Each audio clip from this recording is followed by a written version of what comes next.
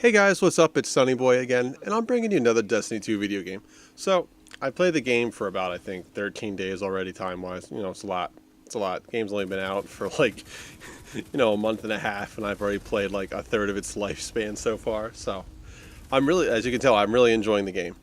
So, I wanted to go over like my, I guess, kind of first review of the game. I think I have a good grasp of the game. I'm level 305 on every single character. And I have every exotic gun and just about every exotic weapon and every legendary weapon. I have almost basically everything, except for some of the Iron Banner stuff and some of the faction rally stuff. So I'm going to go over it, and then I'm going to tell you about what I think about the game. So let's talk about Destiny 2. And what do I think about the game? It's a very fun game to play, and it's fixed a lot of the issues that it started with in Destiny 1. The game is built a little bit differently. It's built on a different philosophy from what I believe from what Bungie. Originally, Bungie wanted people in Destiny 1 to grind and grind and grind, like an actual MMO and less of a shooter, less of a looter shooter, more of like an MMO, kind of like World of Warcraft, where you keep grinding. And they had different roles like a real MMO would, but to no avail. People, I guess, part of the casual fan base, we'll call them, didn't like that. A lot of people didn't like that. They didn't feel like it was fun because they could never get the best rolls in the gun. It was like hard to get the better guns. But to the hardcore players, as such as myself, we enjoy that. We thrive on the grind. The grind is what makes the game fun. Not saying that the core part of the game doesn't, but it's like that end game. Once you hit the max level and you can keep pushing yourself beyond the max level. Not like beyond, but keep pushing yourself further, get that better roll, get that armor that you wanted, get that roll on that armor, get that shader, get yourself to as about as 100% complete as you can get yourself. But a lot of the casual fan base, which is the majority, 90% of the players, didn't enjoy it. And understandably, I can understand so when you sit back and think about it. It's easy for, I guess, gaming communities to be kind of like Dark Souls 3, where you say get good, scrub. It's so easy to say that. Because to a better player, you're just like, well, it's not that hard. Just get good, play the game. To some people, they either don't have the time to invest, like people that have families, and they don't have enough time to build up to it and get all the gear, or don't have enough time to build up their skill and such forth. Or some people just aren't overall as good players, and that's fine. You have to take that in mind. So Bungie took that all into mind and decided to put the majority 90% in favor of the 10% hardcore fans, and then you got the 1% of that 10% ultra hardcore fans. And I can understand the gripes on both sides. And Bungie, their company, they need to make money, so they're going to cater to 90%, because they'd rather have 90% of the money that they can get from the game, because none of this is free what they do, than the 10% people, which, they'll stick around. Majority of them will stick around regardless of how the game turns out. And then there's that 1% of the 10%, which are just F this, screw this, which is, understandable to a point. But I think they take a little too much out on Bungie and don't understand the bigger picture. Or if they do, they don't agree, which is fine. If you don't like the game and you don't believe in the philosophy, then okay, you can play a different game. But I don't understand why people keep ranting. So, casual is favored over hardcore in this game, which, understandable. Bungie's got to make money. And, the casuals outweigh the hardcore and size of their base of following. So let's go with the pros. The story was much better and more straightforward. It felt like you were actually doing something meaningful. Not saying Destiny 1's story was like completely horrendous, but it was pretty bad. It just felt like there was a story. You just did it. You never knew what was going on, why you were doing something. In this game, there was a point. You guys have defeated the darkness from Destiny 1, and now this new enemy emerges, Gaul, from out of nowhere. And you're just kind of taken back. You're just like, what's going on? Like Cabal just show up out of nowhere, and then all of a sudden they destroy the city. You have a clear goal. You're supposed to kill Gaul. And then he's your enemy that you have to focus on. And then, you progress, you lose all your light, you slowly progress your way back, you slowly build yourself up, you start to become a guardian of the light, like a true guardian, and then eventually you build yourself up to the point where you can take on Gaul. And they've implemented a lot of better things for that.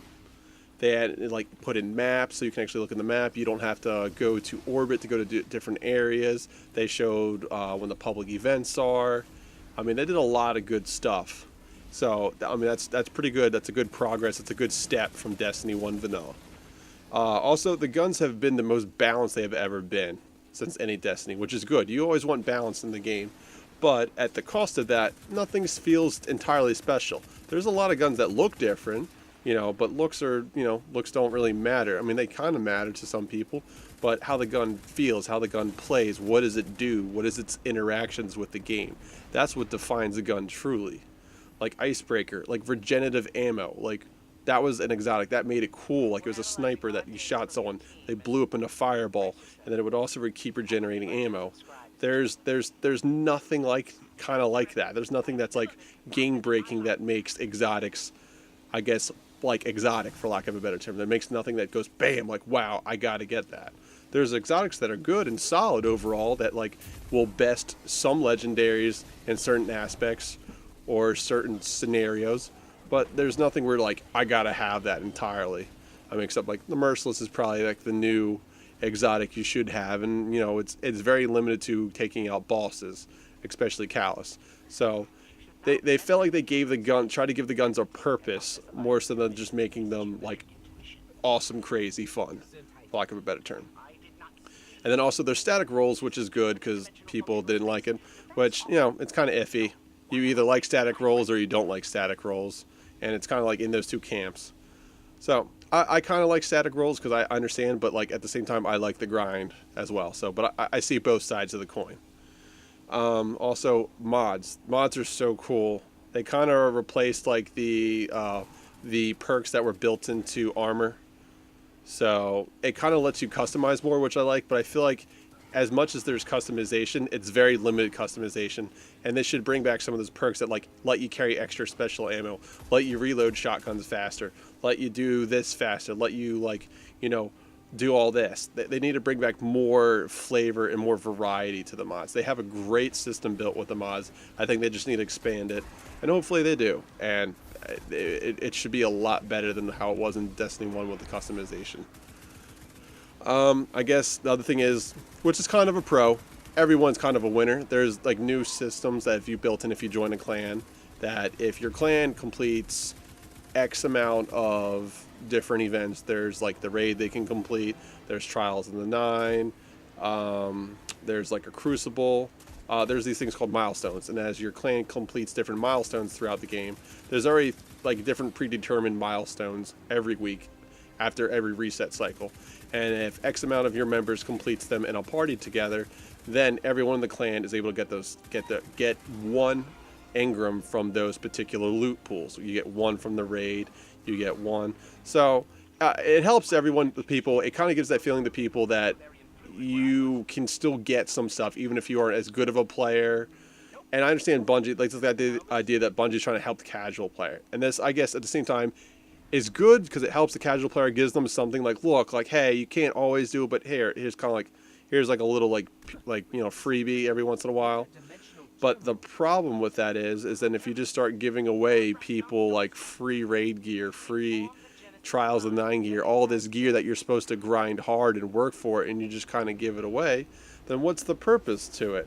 I understand the guy who grinds hard is going to get all of it, and the guy who doesn't do it or isn't able to do it due to time or lack of skill is going to get less.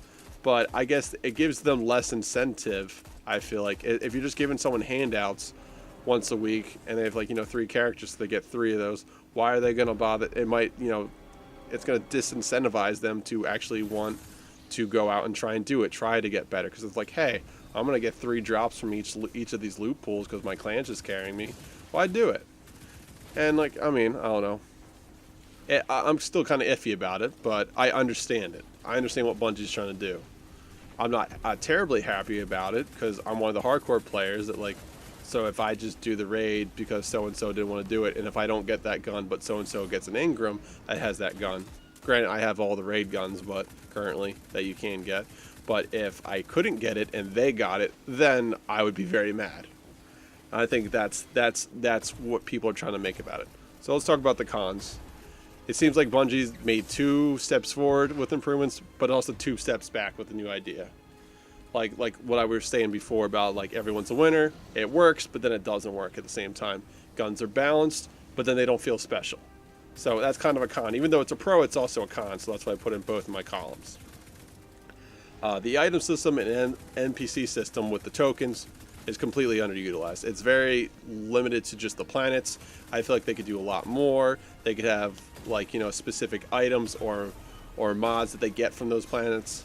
Like those guns, I know there's specific, but they need to expand the pool and do something more with tokens and also do something more with legendary shards. I have a ton of legendary shards and I don't have much to do with them, which kind of sucks. I wish there was like an in-game currency system where you could turn legendary shards into either re-roll them for like exotics or something, or, you know, like use them to buy, you know, coins that like improve your loot drops or something. So I don't know, or increase your EXP gain, something like that. Or, you know, I'm kind of running out of ideas for that, but I wish you could do something with the legendary shards, either buy shaders with them, you know. They feel like they're underutilized for the hardcore players. You need to give something for the hardcore players to keep building upon after they've already hit the end game.